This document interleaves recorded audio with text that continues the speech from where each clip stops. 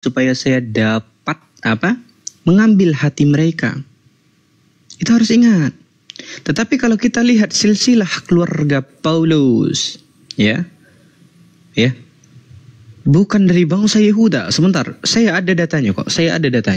Bentar ya, kita lihat datanya. Kita lihat silsilah siapa sisi Paulus itu sini. Ada datanya sama saya. Bentar. Kamu mengatakan bahwasanya murid siapa tadi? Gamaliel ya. Coba di mana datanya Gamaliel mengakui dia sebagai murid? Coba di mana datanya? Oke.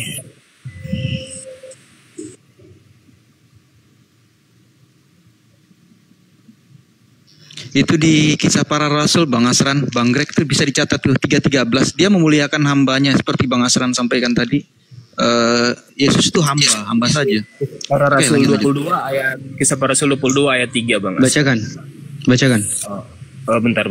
Kalau saya baca nanti nggak kedengeran. Saya mau ganti aplikasi kan sebelah. Oke. Berapa? Kisah Para Rasul 22 ayat 3. Sebentar.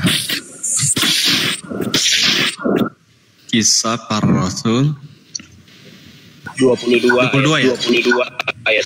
Oke, siap.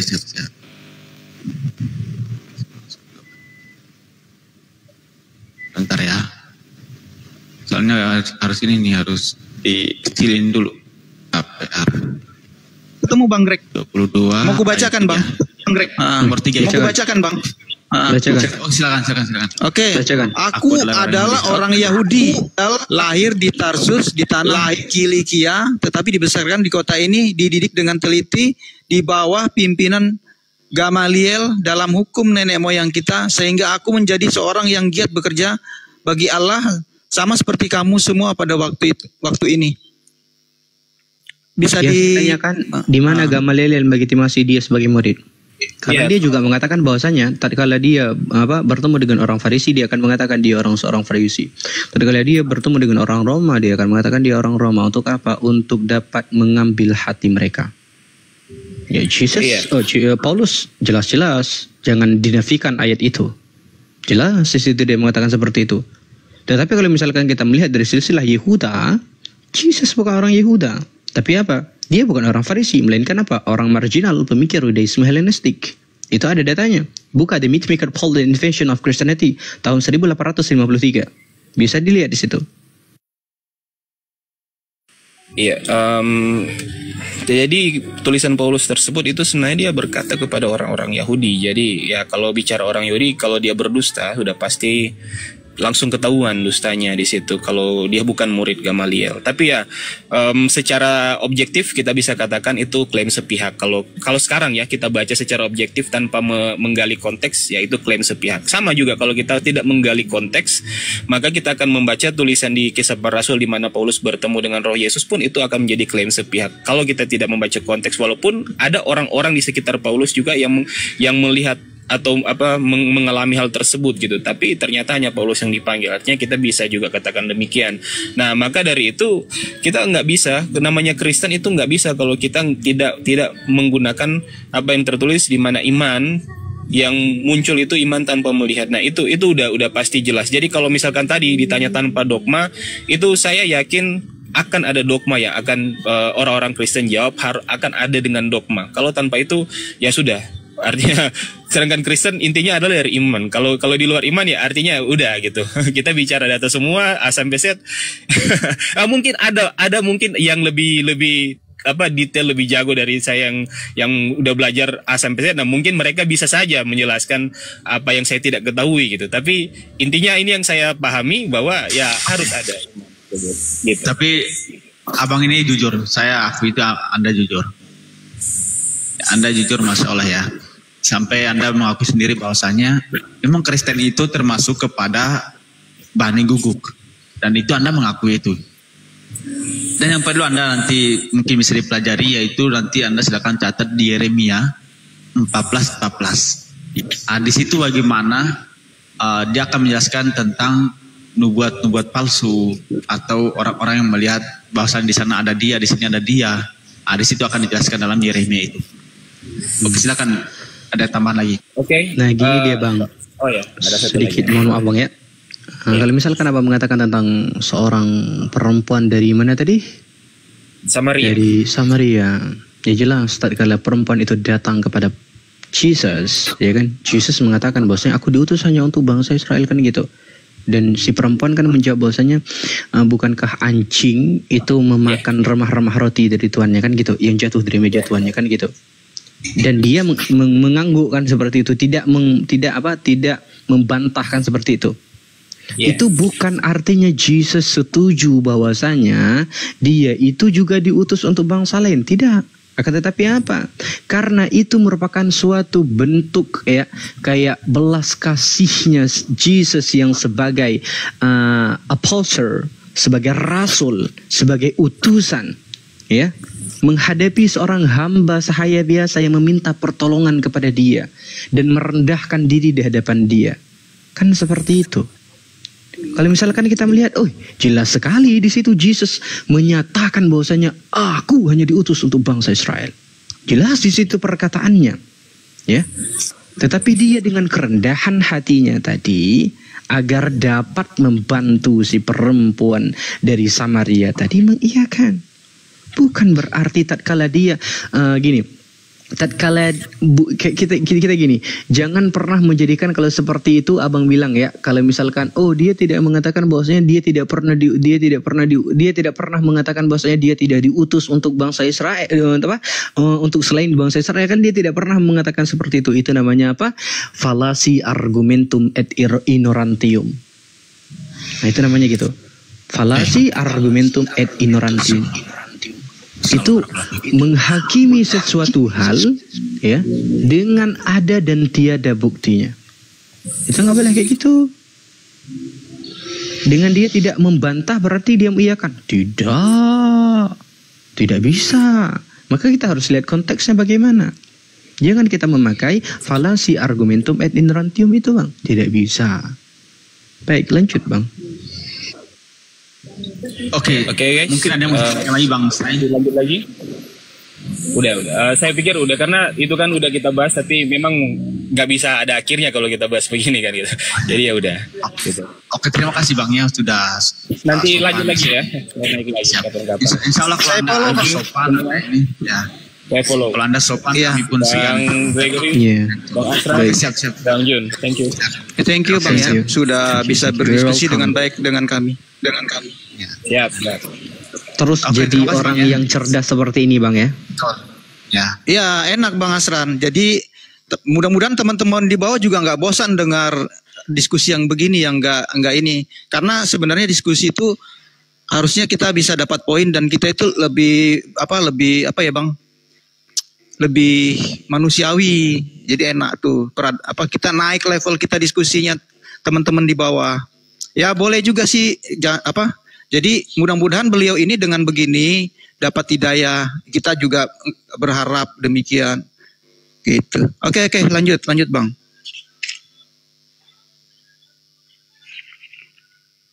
Agak jauh sedikit dari monitor ya. Iya Bang. Ya Bang host, di ini ada tamu. Noise banget. Oke, halo Bang, noise Bang. Iya, selamat pagi. Aku ada di pinggir jalan.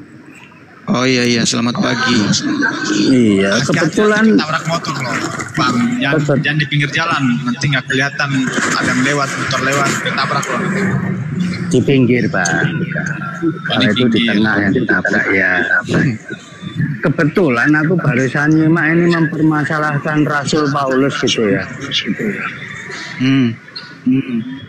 Kalau menurut hemat saya, kita itu melihat hasilnya gitu. Rasul Paulus setelah diutus oleh Yesus, dia itu kan berubah dari seorang pembunuh. Kalau cuma asumsi ngapain didengarin? sorry. Kesimpulan. Kalau misalkan kita melihat hasilnya, ya. Kita melihat hasilnya, kan tadi dia bilang kita melihat hasilnya 148 sampai 225 juta jiwa direnggut oleh Kristen berdasarkan pemaksaan doktrinitas. Itu hasilnya. Itu Iya, hasil dari nggak Paulus bisa kan? kalau Gitu, itu hasilnya. Tidak bisa seperti itu. Hasil gini dia, ya. Seburuk-buruknya orang pasti akan menganggap baik kaumnya. Sebejat-bejat apapun kaumnya itu pasti dianggap baik. Karena apa? Ya setiap orang akan merasa dirinya itu paling benar. Dia akan melupakan setiap kesalahannya. Yang dia ingat apa? Oh, aku kan sering berbuat baik. Dia lupa kebejatan yang dia buat itu melebihi daripada kapasitas normal. Harus ingat itu. Pendeta. Wah, pendeta Bang Asran katanya tadi. Cuman di jalan noise, terus dia kesimpulan nggak bisa. Kita ini justru bukan mau bicara kesimpulan, kita mau bicara, kita kupas tuh Paulus itu. Kan begitu. Kalau cuman ngambil kesimpulan, wes apa yang mau kita bahas, Bang? Ya udah, kesimpulannya Yesus Tuhan bagi kalian. Gak bisa kayak gitu, Pak Manggolo. Itu bukan diskusi namanya kalau sudah pakai kesimpulan itu. Loh, Harus diuraikan dulu. Iya, bukan kesimpulan. Ya, diuraikan dulu. Tapi kita akan lihat sebelum Paulus dipanggil oleh Yesus, dia kan seorang pembunuh, itu kan. Tapi setelah dia dipanggil oleh Yesus, dia kan tidak pernah membunuh. Betul. Oke, dia tidak pernah menyerahkan sebentar. Dia malah menyerahkan hidupnya untuk Yesus. Dia hidup sengsara, betul. Termasuk berbohong kan? Menjadi pembohong pura-pura. Iya. Kita buka. Tidak ada pura-pura. Oke, memang tidak ada terlek. Sekarang gini, kita dia bandingkan. Berpura-pura menjadi itu kan berbohong. Iya. Sekarang kita bandingkan, ada seorang yang dulunya sebelum jadi nabi baik, tapi setelah jadi nabi kok seperti itu. Enggak apa-apa, kita bandingkan. Ya udah, coba dibandingkan yang mana yang seperti itu apa? Yang kalian ikuti siapa? Muhammad kan? Iya, Nabi Muhammad SAW. Iya, Muhammad sebelum jadi nabi dia istrinya berapa? Ya, satu, memang. Kenapa? Satu. Setelah istrinya meninggal, istrinya berapa? Emang kenapa dengan itu? Gak apa-apa. Kita ikuti, makanya. Gak ada yang lucu. Gak ada yang lucu. Memang setelah jadi nabi menyuruh orang lain minum air kencing unta, betul. Oh, siapa yang Oke, yang pertama setelah jadi nabi menikahi bocil, betul. Oh, tidak. Begini diskusinya. Bocil sangat tidak. Oke, kita melihat dari data historis. Bentar ini ya. Ini saya terlalu bisa diskusi kayak gitu. Framingan ini. Dengarkan ini tentang air kencing unta lagi. Saya udah terlalu banyak mendengar framingan. Sebetulnya Anda itu tidak tahu menahu tentang hadis itu. Oke? Yang pertama, ya, Rasulullah SAW itu tidak pernah menyuruh umatnya untuk meminum kencing unta. Karena kalau kita lihat dalam redaksi yang lain, ya, dalam Sahih Muslim, ya, hadis Sahih Muslim, Rasulullah SAW itu mengatakan apa? In syi'tum. Apa arti in syi'tum? Kalau kalian mau, kalau kalian tidak mau, ya tidak apa-apa. Artinya Rasulullah SAW itu hanya menawarkan obat alternatif dari penyakit yang diderita sebagian orang di Madinah. Oke, bukan memerintahkan ya untuk meminum air kencing unta secara mutlak. Yang kedua, oke, kalimat perintah dalam bahasa Arab itu tidak selalu ditunjukkan untuk mewajibkan sesuatu. Ingat, dalam diktat kampus ilmu usul fiqh tempat saya pernah belajar dulu, yaitu Taiz University. Oke, di sana dijelaskan bahwasanya kalimat perintah itu punya 38 pemaknaan. Ingat, jadi nggak selalu untuk mewajibkan sesuatu. Al-asli fil amri yaqtadi wujubi illa yusarif. Oke, hukum asal dari kalimat perintah itu adalah mewajibkan sampai ada faktor lain yang memalingkan makna asal. Itu harus kau ingat. Yang ketiga, Rasulullah SAW pernah sakit. Para sahabat pernah, tapi tidak pernah Rasulullah SAW itu memerintahkan para sahabat untuk meminum air kencing unta. Tak pernah. Yang keempat, oke, tidak ada satupun hadis yang mengatakan bahwasanya kalau tidak minum air kencing unta masuk neraka, ataupun kalau minum air kencing unta masuk surga. Tidak ada hadis demikian. Tidak ada. Yang kelima, oke, hadis ini dikeluarkan di Madinah. Oke, bukan di Mekah. Kalau di Mekah, mungkin Rasulullah SAW itu akan menganjurkan para sahabat untuk berobat dengan apa? Air Zam-Zam. bukan dengan pengobatan alternatif menggunakan air kencing onta. Yang keenam, terakhir saya katakan. Oke, kejadian ini sudah berlalu 14 abad yang lalu. Oke, di mana pada saat itu ilmu kedokteran masihlah berbasis kepada apa? Pada apa yang ada di alam. Oke, jadi pengobatan itu masih menggunakan herbal, brother, masih dengan susu, bahkan dengan air kencing binatang. Ya, ketika banyak kalian mempertanyakan kayak gitu, mempermasalahkan bahwasanya kenapa sih dalam Islam itu ada pengobatan yang menggunakan air kencing onta yang menjijikan gitu loh, gitu ya. Tapi kenapa tidak ada gitu? Tidak ada kayak kalian mempermasalahkan bahwasanya pengobatan di zaman modern ini, ya, obat-obat itu terbuat dari hal-hal yang menjijikan. Kenapa nggak kalian permasalahkan? Contoh, kita lihat tahun 2007 ke belakang nih, ya. Kalau ada perempuan yang datang ke dokter punya masalah menopause, maka dokter itu akan memberikan resep obat yang mengandung apa? Premarin. Apa itu premarin? Premarin itu merupakan obat yang diekstrak dari kencing kuda yang sedang hamil, ya. Terus kalau ada laki-laki yang datang dengan permasalahan kurang subur spermanya, datang ke dokter gitu, ya. Dokter itu pasti akan memberikan resep obat yang mengandung apa? Menotropin. Apa itu menotropin? Menotropin itu obat yang diekstrak dari air kencing wanita yang telah menopause. Bahkan kalau kita lihat ya di Amerika ini pengobatan yang paling menjijikan. Apa itu? FMT. Apa itu FMT? Itu sangat menjijikan loh, transplantasi tinja. Itu pengobatan itu. Ya.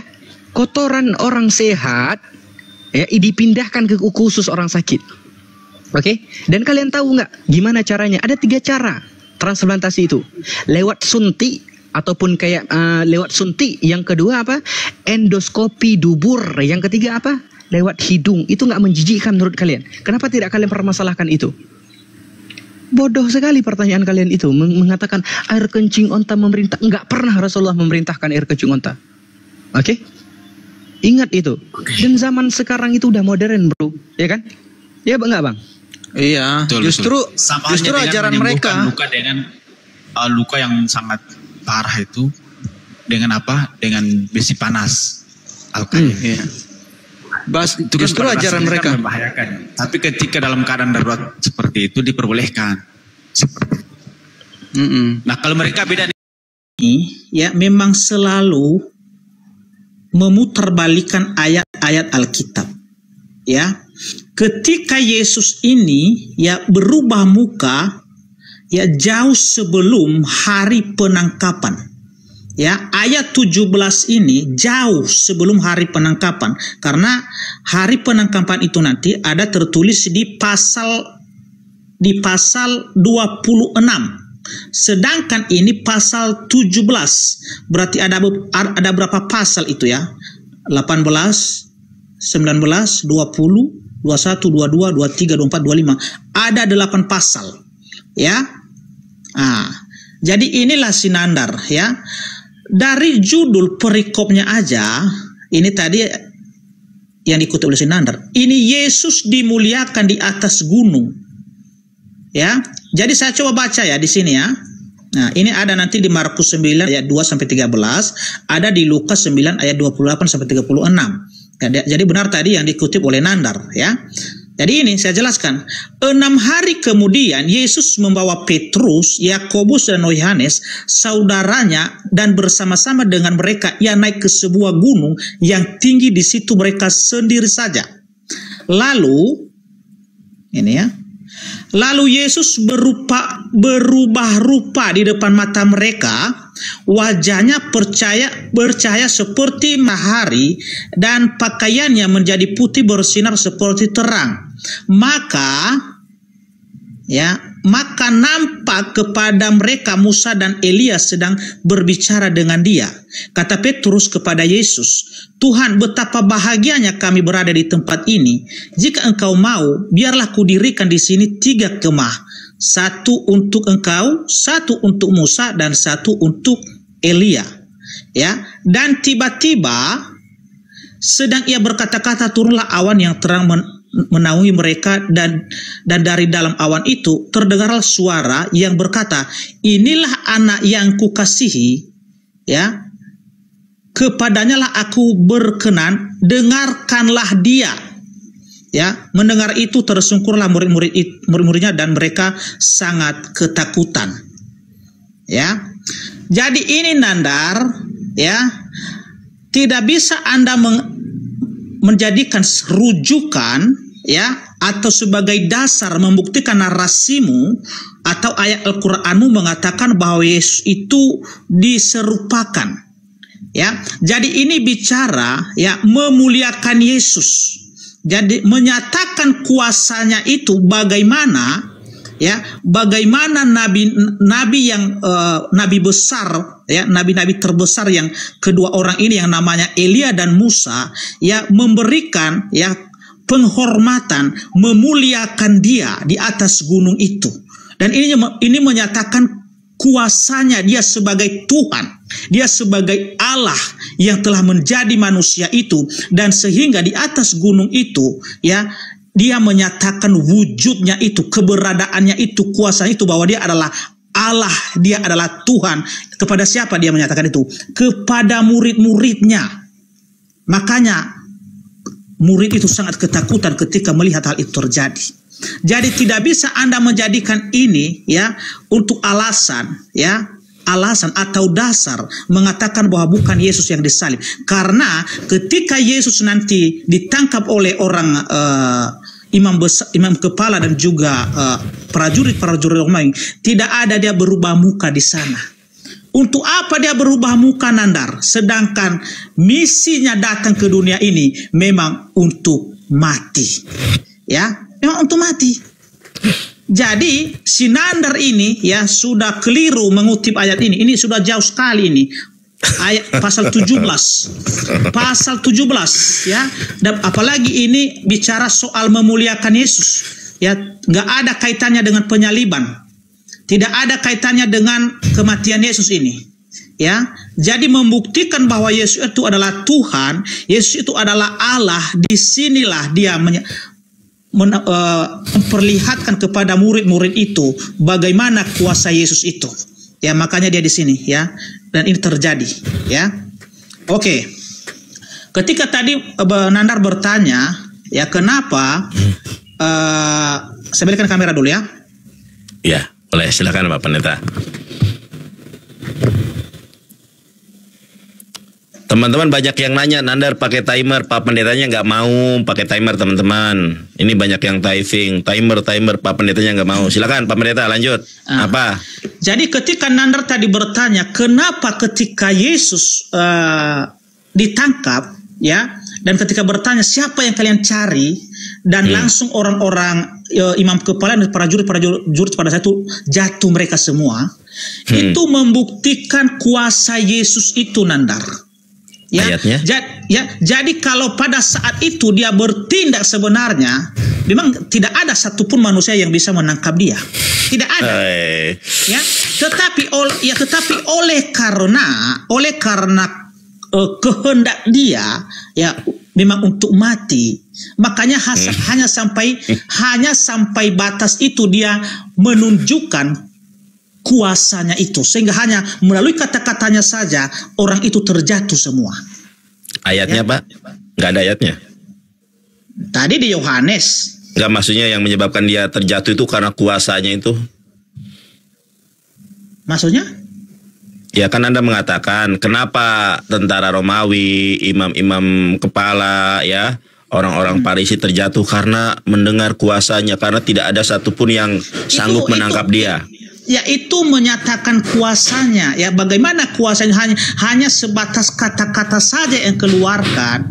Ya, orang-orang itu langsung terjatuh semua. Ya. Lalu yang ditangkap siapa? Kalau nggak ada yang bisa menangkap dia? Yang ditangkap siapa? Katanya dia pada saat itu ditangkap. Ya, tetapi sebelum dia ditangkap itu kan dia bertanya, siapa yang kalian cari? Ya, Pak Pendeta, dan orang itu berkata Yesus dari Nazaret. Tadi Pak Pendeta mengatakan akulah dia. Katanya akulah dia. Dan disitulah orang itu langsung terjatuh. Iya. Tadi Pak Pendeta menyadari nggak kalau Pak Pendeta bilang begini, karena tidak ada kuasa yang mampu menangkap dia, betul atau tidak? Tadi ngomong begitu. Iya, kalau dia menginginkan hal seperti itu, ya, memang tidak ada satu pun manusia yang bisa. Jadi yang ditangkap siapa? Tetapi karena dia memang kehendaknya itu mati, ya, makanya dia bisa memberikan dirinya itu untuk ditangkap. Oh, jadi yang ditangkap siapa? Yesus. Ya, katanya nggak ada kuasa yang bisa menangkap sih, gimana sih Pak? Nandar, ini bahasa saya Anda nggak ngerti ya? Ya, oke, terus udah selesai apa belum nih? Boleh saya tanggapi nggak? Masih kurang ayatnya. Kalau kurang saya dengerin lagi nih. Anda bertanya tadi di mana ayatnya ketika orang itu jatuh, ketika Yesus berkata, "Akulah dia." Yang saya tanya bukan itu Pak Pendeta ya. Mohon maaf ya. Saya boleh ulangi pertanyaan saya. Tadi saya bertanya, Yohanes pasal 18 jumlah ayatnya kan 40 ayat. Iya. Ya kan? Tokoh sentral yang menyebabkan Yesus disalibkan Yudas mengkhianati toh. Nah, masalahnya kisah Yudas kenapa hanya sampai ayat ke-5? Dan anehnya Kefas, Petrus tiba-tiba marahnya bukan ke Yudas, malah si Malchus. Ya, si Petrus menggunakan pedang naga puspanya, mengeluarkan jurus pamungkas, ditebaslah leher si Malchus. Cuma si Malchus punya ajian rawa rontek, dia mengelak, kena kupingnya. Yang saya tanya, kemana kisah Yudas setelah ayat ke-5 itu? Yang kedua, kenapa tentara Romawi, rabi-rabi Yahudi dan orang-orang Farisi terjatuh, dan sebutkan ayatnya apa yang menyebabkan mereka terjatuh? Kalau udah aku jelaskan kuasanya tadi itu Nandar, kenapa ya di mana ayatnya terjatuh? Pak? Karena apa? Ayatnya di mana? Terus tadi saya tanya, di mana sejarah yang mencatat kalau ada orang-orang kudus bangkit dari kuburnya? Saya bacakan ayat Nandar, silakan ayatnya. Silakan Pak Pendeta. Ini, ya. Nah, Yohanes 18 mulai dari ayat 1 dan ada jawabannya nanti di ayat ke-6 ya sampai ke-7. Oke ya. Coba. Nah, ini saya baca dulu ya. Nah, setelah Yesus mengatakan semua itu, keluarlah ia dari situ bersama-sama dengan murid-muridnya dan mereka pergi ke seberang sungai Kidron. Di situ ada suatu taman dan ia masuk ke taman itu bersama-sama dengan murid-muridnya. Yudas yang mengkhianati Yesus tahu juga tempat itu karena Yesus sering berkumpul di situ dengan murid-muridnya. Maka datanglah Yudas juga ke situ dengan sepasukan prajurit dan penjaga-penjaga bait Allah yang disuruh oleh imam-imam kepala dan orang-orang Farisi, lengkap dengan lentera, suluh dan senjata. Maka Yesus yang tahu semua yang akan menimpa dirinya, maju ke depan dan berkata kepada mereka, "Siapakah yang kamu cari?" Jawab mereka, "Yesus dari Nazaret." Katanya kepada mereka, kata Yesus, "Akulah dia." Yudas yang mengkhianati dia berdiri juga di situ bersama-sama mereka. Ketika ia berkata kepada mereka, "Akulah dia," ya, mundurlah mereka dan jatuh ke tanah.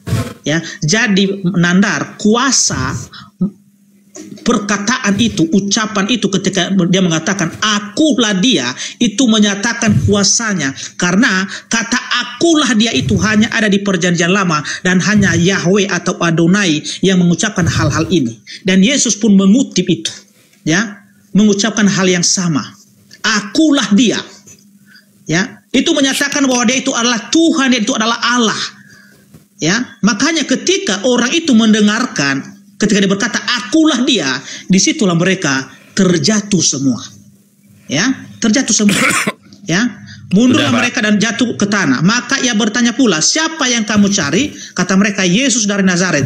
Jawab Yesus, "Telah kukatakan kepadamu, akulah dia.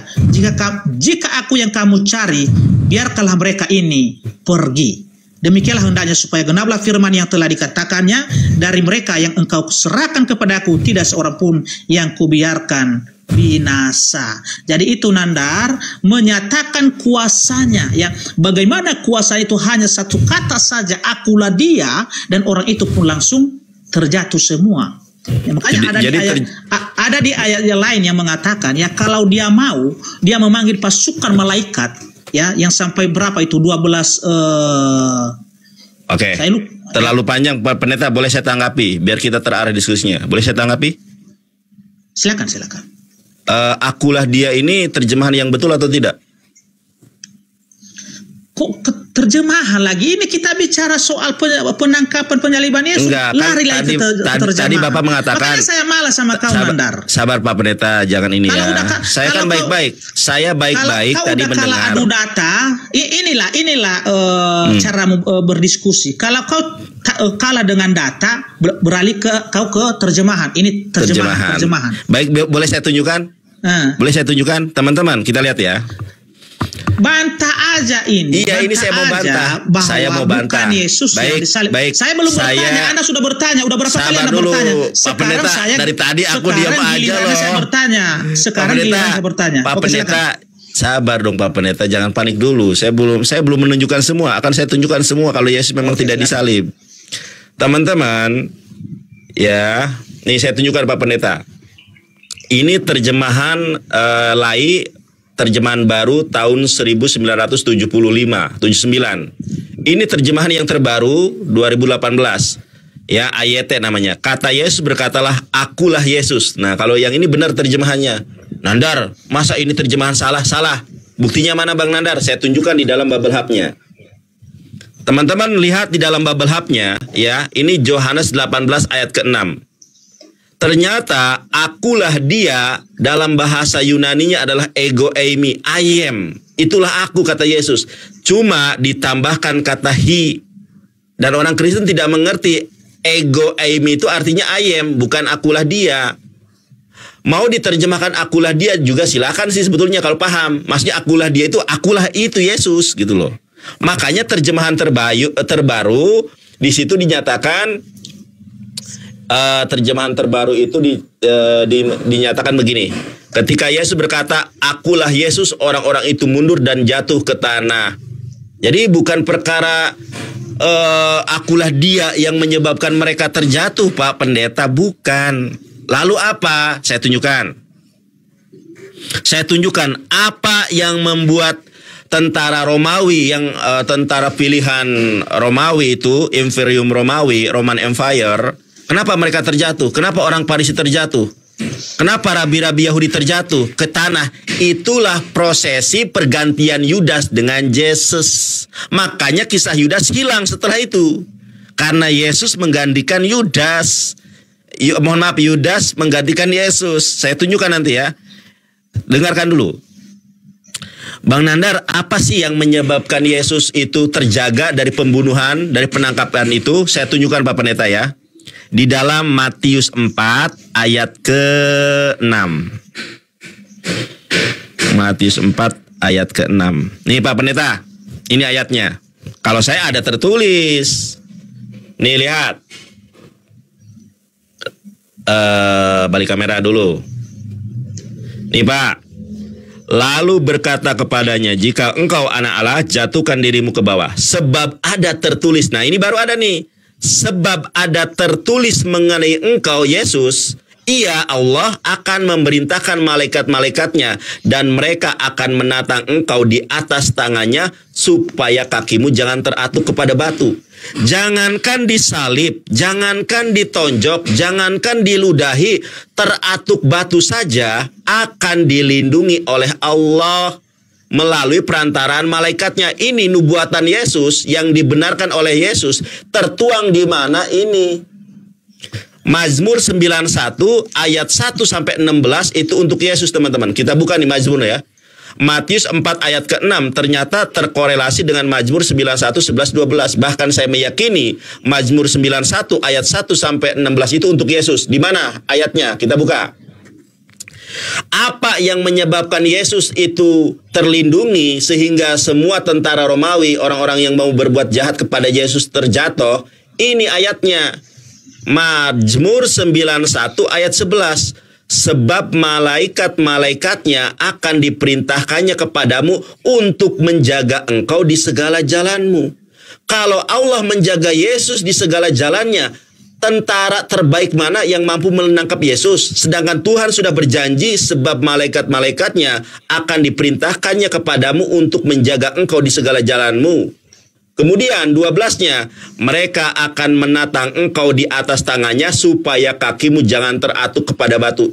perlindungan Allah kepada Yesus ini sangat jelas. Jangankan ditonjok, jangankan digebuki oleh tentara Romawi, jangankan diludahi oleh tentara Romawi, teratuk batu saja akan dijaga. 11, 12 untuk Yesus. Ayat ke-13, singa dan ular tedung akan kau langkahi, engkau akan menginjak anak singa dan ular naga. Ini juga untuk Yesus. Kita lihat. Tuh, 9 Mazmur 91:13, ternyata Lukas 10:19. Sesungguhnya aku telah memberikan kuasa kepada kamu untuk menginjak ular. Itu juga untuk Yesus. Teman-teman, yang lebih mencengangkan lagi ayat ke-16. Lihat ya ayat 16-nya. Dengan panjang umur akan kukenyangkan dia. Tidak ada nabi yang panjang umur sampai diturunkannya lagi nanti di hari kiamat. Itu hanya Yesus. Dengan panjang umur akan kukenyangkan dia dan akan kuperlihatkan kepadanya Islam daripadaku. Karena arti Islam itu keselamatan. Dan di dalam Islam yang akan menjadi umat Nabi Muhammad, satu-satunya nabi yang akan menjadi umat Nabi Muhammad adalah Nabi Isa. Makanya di ayat terakhir dikatakan, akan kupanjangkan umur dia dan akan kuperlihatkan keselamatan. Iya, terjemahannya dalam bahasa Ibrani-nya shalom, shlomi. Akan kuperlihatkan Islam kepadanya. Makanya dalam iman Islam hanya Yesuslah satu-satunya nabi yang akan menjadi umat Nabi Muhammad yang akan memberangus semua agama di akhir zaman kecuali kalian masuk Islam. Nanti kalau kalian tidak masuk Islam, sama Yesus digorok. Nah, sabar dulu, belum selesai Pak Pendeta. Sabar ya. Pak Pendeta tadi mengatakan, Nandar, itu kisahnya beda, berubah rupa. Pak Pendeta, saya berbicara tentang karunia Yesus. Kalau karunia Yesus itu salah satunya adalah berubah rupa. Ayat yang Anda tanggapi, kenapa enggak Markus 16:12? Kenapa Markus 16 enggak ditanggapi, Pak? Saya tunjukkan Markus 16:12. Markus 16:12 kenapa enggak ditanggapi? Ini, Pak. Kenapa yang ini enggak ditanggapi, Pak? Sesudah itu ia menampakkan diri dalam rupa yang lain kepada dua orang dari mereka. Saya tanya, apa urgensinya Yesus menampakkan diri dalam rupa yang lain? Itu setelah peristiwa ini, Pak. Lihat nih, perikopnya. Yesus beberapa kali menampakkan diri dan mengutus murid-muridnya. Yesus terangkat ke sorga. Ini peristiwanya dekat dengan penyaliban. Ya, setelah penyaliban malahan mah. Kenapa ini berubah rupa, saya tanya? Apa urgensinya Yesus berubah rupa dalam rupa yang lain? Coba, apa urgensinya? Ayo, apa? Kata Anda jauh dari penyaliban, ini dekat. Dan ini membenarkan Quran, Pak. Udah siap, Nandar. Terus yang, ya sabar, tadi Anda lama aja, saya diam aja. Terus, Anda mengatakan kepada saya, Nandar berbohong. Nandar pakai data sampah, Pak. Ini bukan data dari Islam. Kalau Anda mengatakan sampah, data dari subjektif Islam itu tidak masalah. Ini data dari Kristen sendiri dikatakan sampah. Saya tunjukkan, benar nggak ini sampah? Ya, Pak, ini tuh ada ISBN-nya, Pak. Bapak bilang sampah. Bapak tahu ISBN atau tidak? Bapak sebagai gembala, sebagai pengajar harusnya tahu, Pak.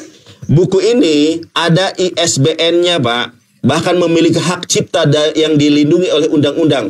Ini dari Kristen bukunya. Kenapa Bapak katakan buku sampah? Hanya karena membongkar kalau Yesus tidak disalib. Yesus berubah rupa. Ya, silakan ditanggapi. Iya, baik.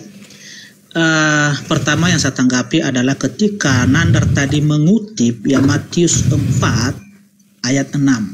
Ya. Itu jelas-jelas Nandar ini kalau diskusi itu seperti kutu yang meloncat-loncat itu, lari ke sana, lari kemari, ya kan? Kita bahas penyaliban, dia lari ke pencobaan di padang gurun. Ya kan, nanti siap ini nanti entah lari kemana nanti dia ini setelah ini. Ya ya.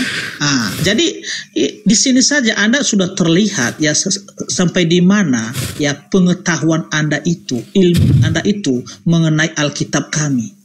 Ya, dan inilah luar biasanya Alkitab ini. Orang-orang yang tidak mengimani dia membuat bingung. Bingung, pusing 7 keliling memahami ayat Alkitab ini. Iya, ya, saya tunjukkan data ini ya, bahwa tidak ada kaitannya tadi apa yang disampaikan oleh Nandar itu seperti dia mengutip tadi ya Matius 17 ya.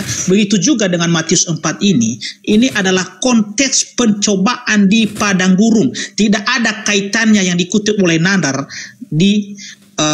dikaitkan tadi dengan Yohanes 18 itu.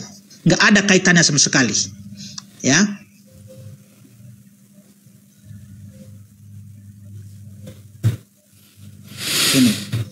Ini judul perikopnya ya, pencobaan di padang gurun. Terjadi pencobaan ini setelah Yesus dibaptis di Sungai Yordan oleh Yohanes Pembaptis. Ya. Dan kenapa iblis berusaha ya mencoba Yesus ini? Tujuannya adalah agar Yesus ini ya mematuhi mendengarkan dia melakukan perintah iblis ini ya. Dan tujuan iblis ini adalah seperti yang dilakukan kepada Adam dan Hawa di Taman Eden itu. Dia pikir bahwa Yesus sama dengan Adam dan Hawa di Taman Eden itu. Kalau menuruti keinginannya, tergoda dengan kata-kata dari iblis ini, maka dia berhasil ya. Dan usaha iblis di sini ya berusaha membatalkan penyaliban itu. Makanya dia berkata di sini, ya kan? Apa katanya pertama, ya? Maka Yesus dibawa oleh Roh ke padang gurun dicobai iblis, dan setelah berpuasa 40 hari dan 40 malam akhirnya laparlah Yesus. Lalu datanglah si pencoba itu dan berkata kepadanya, "Jika engkau anak Allah, perintahkanlah supaya batu-batu ini menjadi roti." Ya, makanya Yesus mengutip ayat Alkitab, firman Tuhan. Ya, ada tertulis, manusia hidup bukan dari roti saja, tetapi dari setiap firman yang keluar dari mulut Allah. Sampai ke ayat ke-6 tadi, ya kan? Nah, ini, ya. Apa kata iblis ini di sini? Ya, bentar ya. Lalu ia berkata kepadanya, "Jika engkau anak Allah, jatuhkanlah dirimu ke bawah, sebab ada tertulis mengenai engkau, ia akan memerintah malaikat-malaikatnya, dan mereka akan menatang engkau di atas tangannya, supaya kakimu jangan terantuk kepada batu." Ya. Klik tanda bintangnya, Pak. Klik tanda bintangnya itu. Tertulis di mana itu? Ya. Ya, nanti. Klik tanda bintangnya. Iya, nanti pertama. Nanti. Yesus berkata kepadanya, "Ada pula tertulis, janganlah engkau mencobai Tuhan Allahmu." Ya, janganlah engkau mencobai Tuhan Allahmu. Jadi ini Nandar, nggak ada kaitannya dengan penyaliban, nggak ada kaitannya, nggak ada kaitannya Nandar. Ya. Apa itu? Baca, jadi apa yang dilakukan oleh iblis di sini, ya, untuk menggoda Yesus itu agar menuruti perkataan dari iblis ini. Dan kalau Yesus melakukan hal yang demikian, berarti dia sudah berhasil Yesus itu seperti yang dilakukan kepada Adam dan Hawa di Taman Eden itu. Sudah selesai? Ya? Belum? Berarti dalam hal ini bisa dikatakan bahwa Yesus itu bisa digodai oleh iblis, tetapi di sini sama sekali kuasa iblis itu tidak mampan kepada Tuhan Yesus. Dia tidak berhasil menggodai Tuhan Yesus atau mencobanya. Makanya nanti kalau kita baca di akhirnya itu jelas ya bahwa memang iblis itu gagal di sini. Gagal di sini untuk mencobai Tuhan Yesus. Ya. Jadi sekali lagi Nandar ya. Anda itu kalau mengutip ayat-ayat Alkitab, ya, lebih baik Anda bertanya seperti apa sih maknanya ini, ya kan? Karena di sini kau memperlihatkan ketololanmu, Nandar. Baik, saya nggak menghina tolol, Bapak Pendeta sudah menghina saya tolol. Bukankah di dalam Alkitab dinyatakan siapa yang menyebut orang lain bodoh harus diserahkan ke dalam neraka? Saya dari tadi baik-baik loh. Jadi nggak ada kaitannya di sini. Ini Matius 4 ini nggak ada. Sedangkan penangkapan itu, penyaliban itu ada di Matius 26. Saya tanggapi sedikit saja, nanti Pak Pendeta boleh teluruskan. Yang saya soroti bukan masalah pencobaannya. Yang kan korelasinya begini. Kenapa tentara Romawi, rabi-rabi Yahudi dan orang-orang Farisi terjatuh? Kenapa? Di mana atas dasar apa sehingga mereka itu terjatuh? Lalu saya menggunakan nubuatan yang termaktub di dalam Matius 4 ayat ke-6 bahwa ada tertulis tentang Yesus. Ada tertulis tentang Yesus apa? Bahwa para malaikat akan dikerahkan untuk menjaga Yesus dari setiap jalannya. Makanya tentara Romawi, rabi-rabi Yahudi dan orang-orang Farisi terjatuh. Itu entry pointnya. Ya. Cara ada pelanggaran di sini. Bentar dulu. Pelanggaran apa? Nggak ada, Pak. Pelanggaran di mana, Bapak? Ini pemberitahuannya tidak jelas. Saya ini ya bagikan. Ini nggak pelanggaran, Bapak, masih ada kok pelanggaran. Bapak ini lagi nggak ada apa-apa kok pelanggaran. Bapak ada suaranya jelas, ada. Sabar dulu Nandar. Iya, silakan teman-teman. Jangan sampai nanti di framing kabur lagi, Bapak. Kita harus selesaikan nih. Ya, nggak ada pelanggaran, Bapak ada suaranya, aman. Ya. Udah ada apa muncul pemberitahuan tadi? Iya, silakan. Aman, Bapak aman, suara aman, udah gambar ada pemberitahuan aman. Di sini, udah ada notifikasi di sini pemberitahuan. Sama, saya juga ada notifikasinya. Ya. Oke. Jadi baik bentar entry dulu point. Nandar, saya belum siap ini kok. Belum siap, silakan. Ini si Nandar.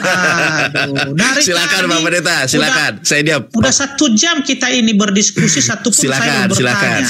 Silakan. Ya, silakan. Oke. Saya tanggapi dulu Markus 16 ayat 12 karena belum saya tanggapi itu kan. Iya, silakan Pak Pendeta. Makanya jangan berkata kasar lah dari tadi. Nyebut-sebut saya menghardik saya, jangan menghardik saya, Pak. Maaf ya kalau saya dari tadi saya diam, nggak menghardik Bapak, nggak memframing Bapak. Bapak ngata-ngatain saya. Katanya ajaran kasih, ngata-ngatain saya. Saya maafkan. Silakan lanjut Pak Pendeta, saya maafkan. Coba. Ini saya baca ya. Sesudah ia menampakkan diri dalam rupa yang lain kepada 2 orang dari mereka ketika keduanya dalam perjalanan keluar kota. Ya. Lalu kembalilah mereka dan memberitahukannya kepada teman-teman yang lain, tetapi kepada mereka pun teman-teman itu tidak percaya. Oke Nandar, benar ini memang benar ini. Benar. Berarti benar ya perkataan saya, dia berubah rupa ya. Ini benar. Berarti benar ya perkataan saya, dia berubah rupa ya. Malah dia nggak ada. Mana dia? Teman-teman cari. Mana nih Pak Pendeta nih?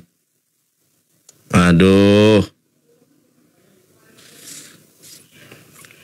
Mana Pak Pendeta nih? Teman-teman coba dicari ada yang follow Pak Pendeta nggak? Saya nge-lag. Masa saya nge-lag sih? Teman-teman, aku nge-lag kah? Teman-teman, aku nge-lag kah?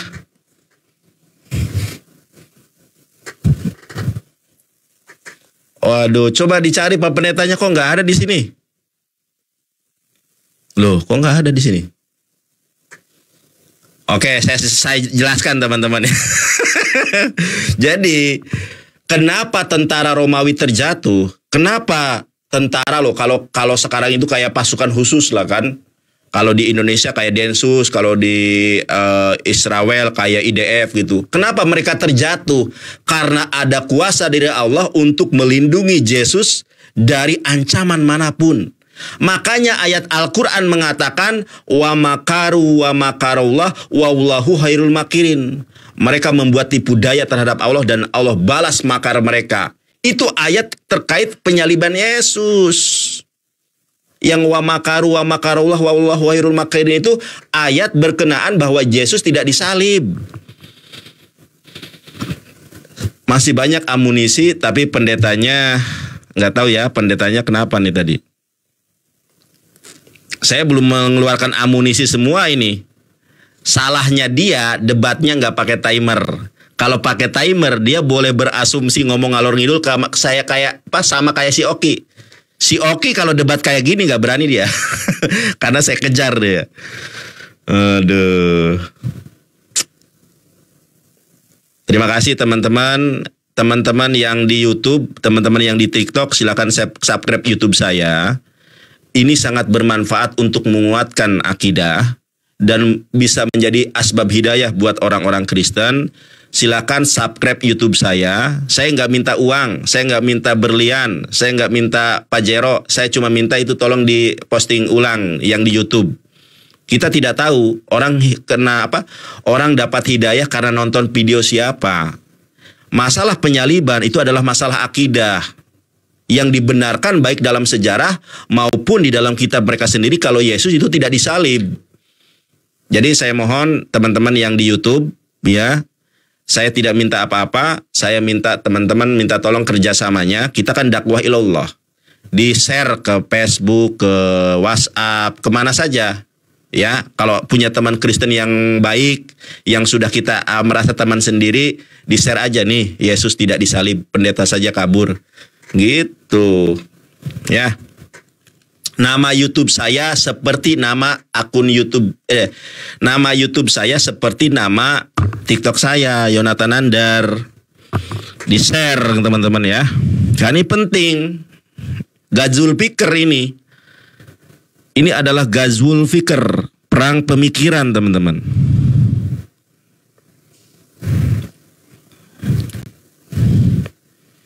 Nama YouTube saya, ini teman-teman ya, nama YouTube saya. Ya. Ini nama YouTube saya, di-subscribe. Juga Greg Jamra, Uni taunya Greg ini pagi terus ya, makanya Uni bilang Uni sudah dedikasikan kayak ya harus sinergi memang. Uni pagi di tempat Greg, malam itu tempat Iqbal sama Yonatan Nandar. Nah Iqbal itu sama Uni komunikasi lewat WhatsApp, Greg komunikasi lewat WhatsApp, Yonatan Nandar komunikasi lewat WhatsApp. Nah kalau sini bilang, Kak ambil nomor handphone aku biar kita komunikasi lewat WhatsApp.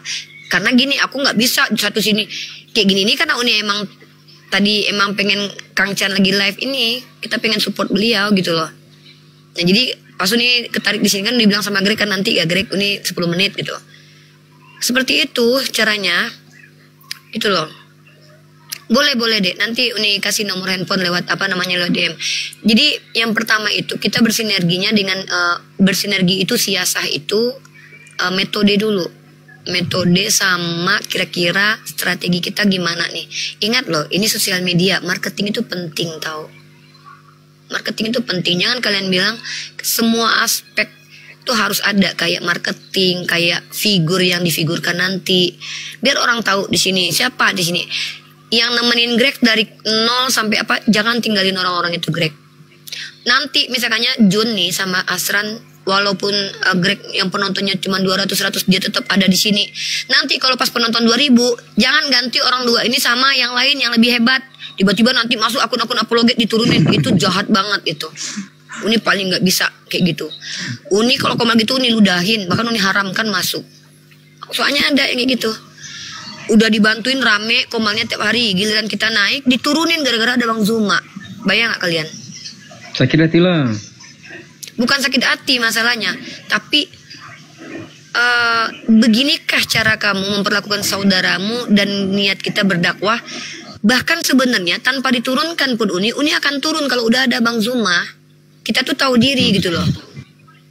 Nah makanya Uni mau komal-komal yang baru buka ini, Uni nggak tahu lah ada Uni manfaatnya atau enggak. Tapi pengen Uni yang nonton tuh paling enggak tuh 400-500 di awal-awal nggak apa-apa dulu. Sabar, seminggu 400-300. Nanti insya Allah semakin menarik materi kita, semakin banyak yang nonton.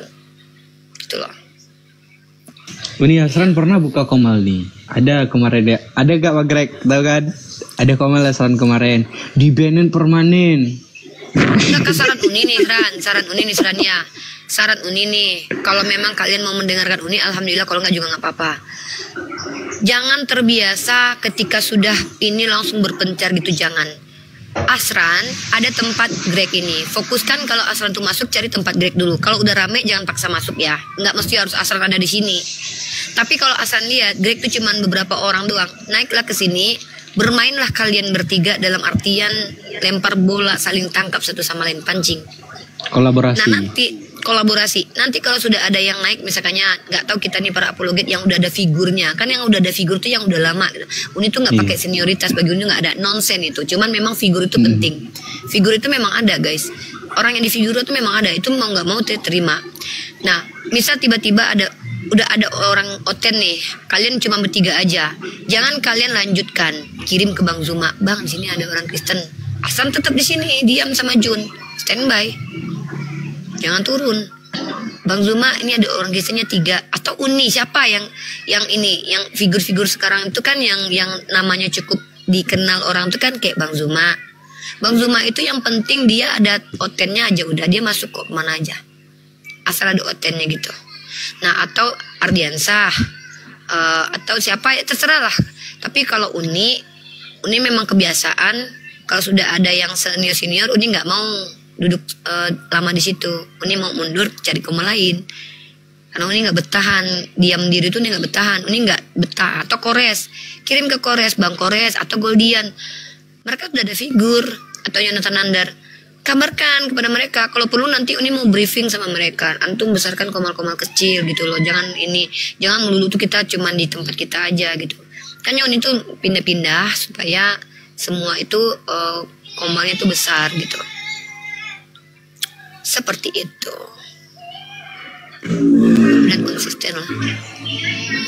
Amin. Bang Rek ada akun nih bisa open cam nggak? Ini siapa dulu nih? Apa dek?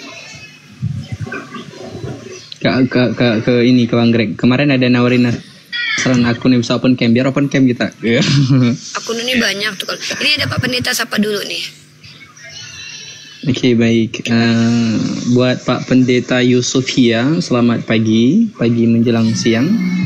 Ya, selamat pagi. Besarkan dek Pak Pendeta dek. Baik. Kasih tempat, kasih karpet merah dek. Di sini Bapak ketika naik ke sini, Bapak sudah tahu kan ini merupakan room perdiskusian lintas agama. Oh, saya dinaikkan tadi, saya kurang paham ini apa maksudnya. Oh ya udah, saya yang masuk. Saya ambil alih dek. Baik.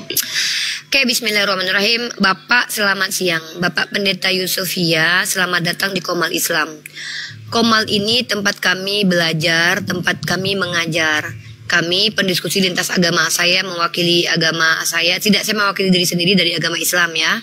Nah, Bapak di sini boleh mengajar tentang agama Bapak karena saya lihat Bapak pendeta ya. Kalau bisa sih Bapak bisa nggak open cam biar kami tercerahkan. Mungkin Bapak ingin mengedukasi kami umat Islam tentang agama Kristen mungkin. Tapi kalau bisa Bapak buka cam sih biar asik gitu Pak. Bisa nggak Pak? Oh, mohon maaf sebelumnya. Saya tidak bisa open cam. Nih bisa nih saya minta open cam saya undang nih. Tahu salah. Kenapa Bapak takut terkenal ya? Atau Bapak takut jemaatnya nanti hilang kalau pas diskusi? Nggak ada hubungannya dengan itu. Terus kenapa? Setahu saya Yesus mengajarkan Injili seluruh makhluk, sampaikan kebenaran itu. Kenapa Bapak malah kayak tidak mau menanggung salib Pak? Kan Bapak disuruh ngajarin. Ya kalau sudah tahu kenapa mesti harus open cam? Ya kan biar kenal Pak orangnya. Masa kita nggak tahu jangan-jangan lubang hidung Bapak 3 lebih takut saya. Nggak ada apa pertanyaannya? Biar saya jawab. Ya udah deh kalau gitu. Greg kasih 2 tempat Greg. Uni sama Bapak Pendeta kasih kasih dampingan. Nah, gini kan keren tuh. Oke, Bapak Pendeta, saya ini masih belajar ya Pak. Saya nggak punya Roh Kudus ya Pak kan. Saya nggak tahu apa-apa lah tentang Kristen. Walaupun saya udah baca Bible. Walaupun Pak Pendeta Esra Soru pernah debat sama saya dan dia kalah ya. Tapi mungkin Bapak bisa mencerahkan saya nih. Saya mau tanya sama Bapak, Tuhan di Perjanjian Lama dengan Tuhan di Perjanjian Baru itu sama nggak sih Pak?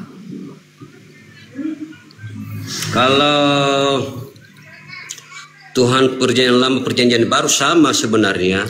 Oh sama. Hanya sifat-sifatnya berbeda. Hah?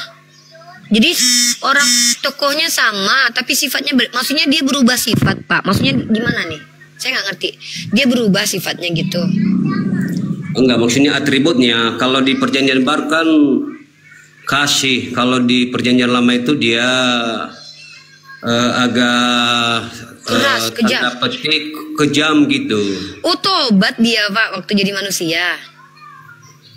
Kok tobat? Enggak lah. Kan kalau kita kejam di awal terus baik di akhir kan tobat kita namanya itu Pak.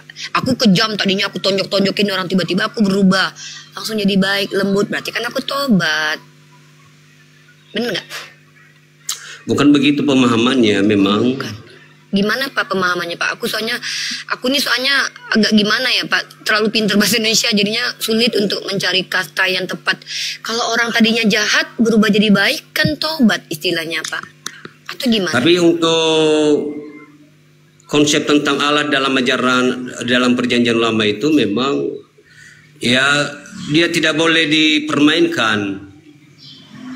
Oh dia agak baper, maksudnya dia tuh agak gampang tersinggung gitu ya Pak ya? Ya dia langsung murka. Waduh. Langsung karena memang dia Allah itu seperti kejam. Oh jadi memang seperti kejam. Tiba-tiba jadi manusia langsung jadi baik gitu ya Pak? Ya dia penuh kasih di perjanjian baru. Jadi beneran tobat setelah dibaptis Yesus ini Pak? Kok tobat? Yesus itu tetap Allah. Iya Yesus kan dulu jahat tuh, kejam kan? Kok Yesus kejam?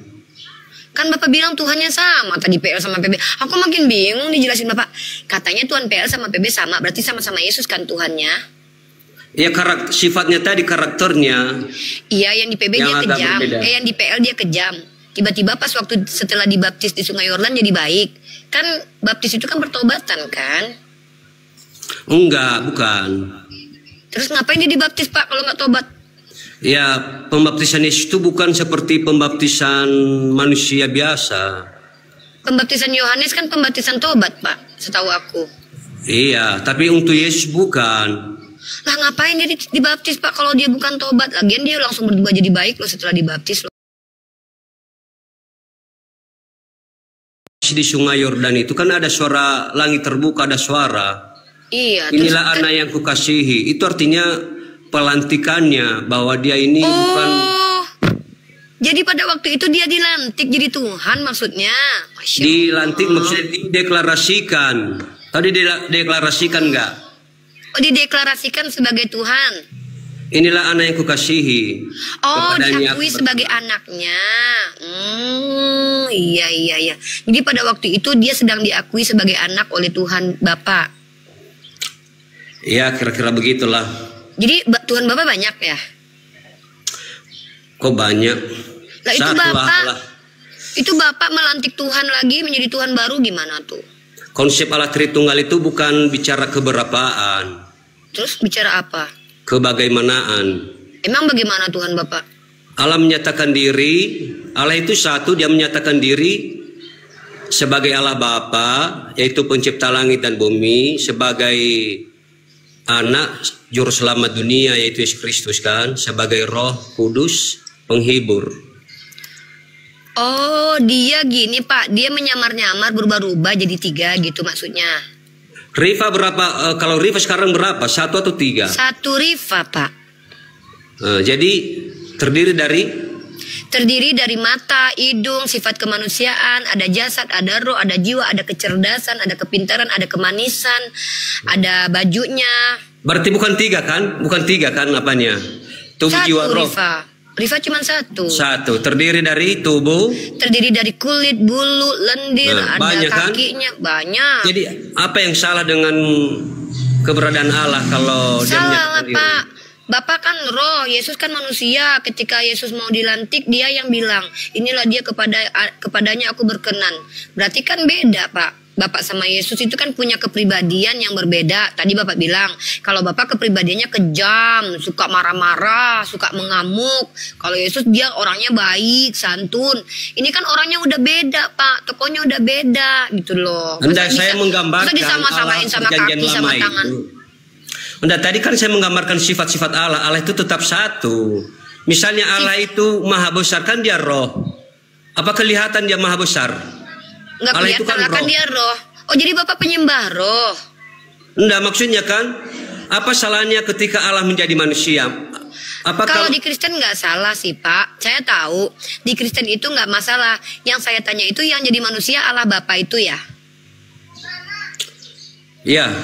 Firman. Oh, jadi Allah Bapa waktu di tiang salib mati itu Allah Bapa berarti itu yang mati? Enggak, kemanusiaannya. Bapak tadi bilangnya Allah Bapa jadi manusia. Firman menjadi manusia. Oh, berarti bukan Allah Bapa. Ya, Bapa itu ya Allah. Iya, yang jadi manusia siapa? Aku bingung. Kenapa bingung? Makanya kalau mau Kristen jangan hanya tukang protes. Kan Protestan kan dulu gara-gara Protestan itu gara-gara protes makanya jadi Protestan gara-gara protes. Oh enggak.